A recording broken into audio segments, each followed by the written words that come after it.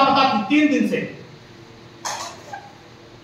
परिवार के लोग पुलिस के सामने गिड़गिड़ाते रहे, बिलखते रहे कि मेरी बिटिया का पता लगाइए, मेरी बिटिया खो गई है, बिटिया मिल नहीं रही है, बिटिया गायब हो गई है।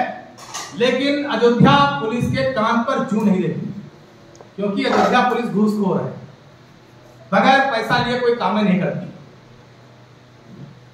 खुला आरोप है, बिल्कुल मजबूती से इस बात को कह रहा हूं कि अगर पुलिस प्रशासन चेता होता तो उस बेटिया के साथ आज जो दुर्दांत घटना हुई वो ना हुई होती, वो बिटिया हमारे बीच में जीवित होती।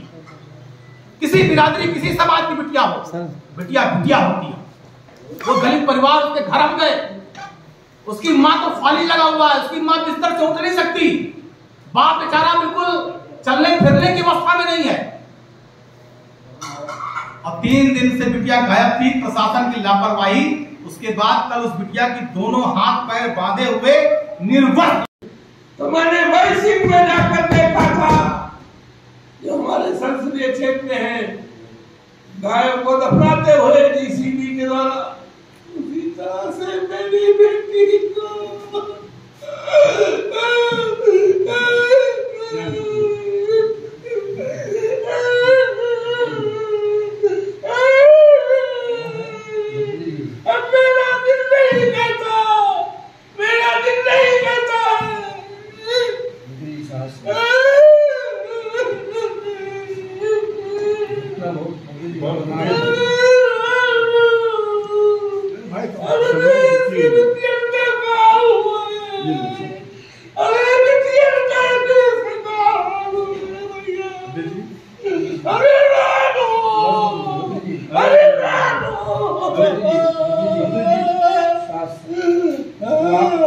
आप उसकी लड़ाई लड़िए, लड़ाई लड़ी जाएगी, सब लोग साथ लड़ाई को आप लड़ेंगे, उसको न्याय उसके न्याय दिलाएंगे। हमें जाने दो दिल्ली, लोकसभा में जाने दो, मोदी के सामने हम बात रखेंगे, न्याय न मिला तो हम इस्तीफा दे देंगे, लोकसभा से हम इस्तीफा दे देंगे। हम बचा लेंगे, हम बेटी की इज्जत बचाने में नाकामयाब हो रहे हैं। इतिहास क्या कहेगा?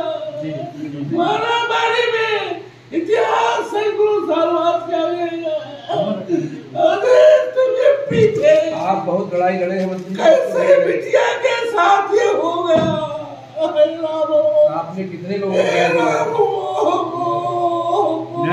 आपने न्याय दिलाया है, फिर न्याय मिलेगा।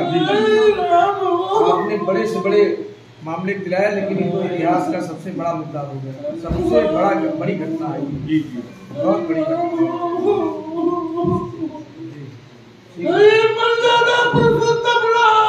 अरे मंत्री जी, हम लोग लड़ाई में साथ कहाँ हो? साथ में है,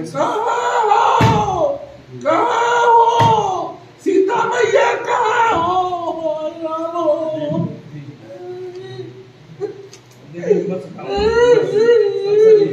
हमें जाने दो दिल्ली, हम इसी बात देंगे। आप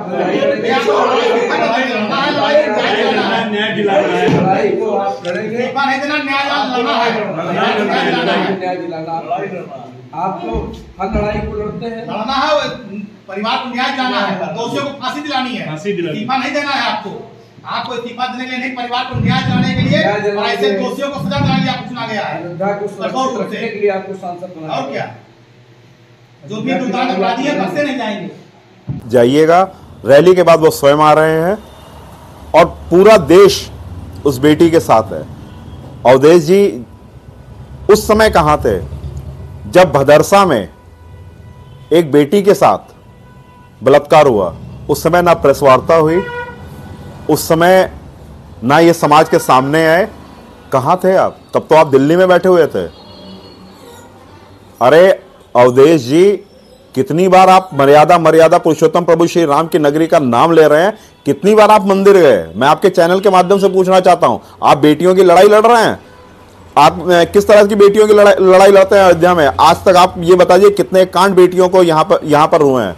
बेटियों की लड़ाई उत्तर प्रदेश में, उत्तर प्रदेश के यशस्वी मुख्यमंत्री माननीय योगी आदित्यनाथ जी के नेतृत्व में श्री राम सेना अंतर्राष्ट्रीय ट्रस्ट, यहां ही नहीं पूरे विश्व में लड़ाई लड़ रहा है।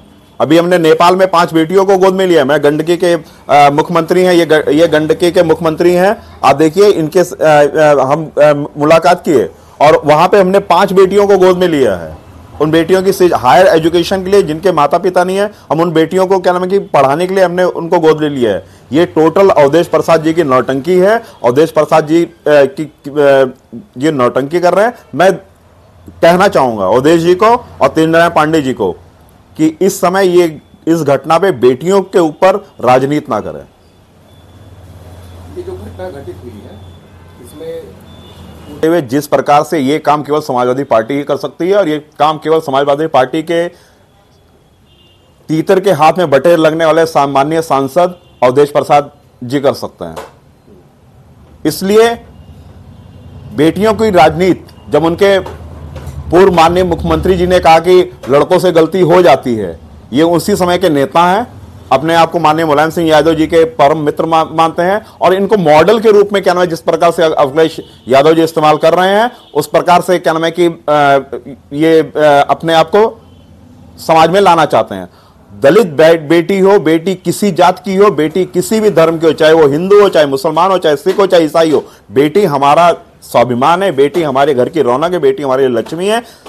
भारतीय जनता पार्टी ही नहीं, सनातन धर्म के लिए में बेटियों को लड़कों से गलती हो जाती है, ये उसी समय के नेता हैं, अपने आप को माननीय मुलायम सिंह यादव जी के परम मित्र मानते हैं और इनको मॉडल के रूप में क्या नाम है जिस प्रकार से अखिलेश यादव जी इस्तेमाल कर रहे हैं उस प्रकार से क्या नाम है कि ये अपने आप को समाज में लाना चाहते हैं।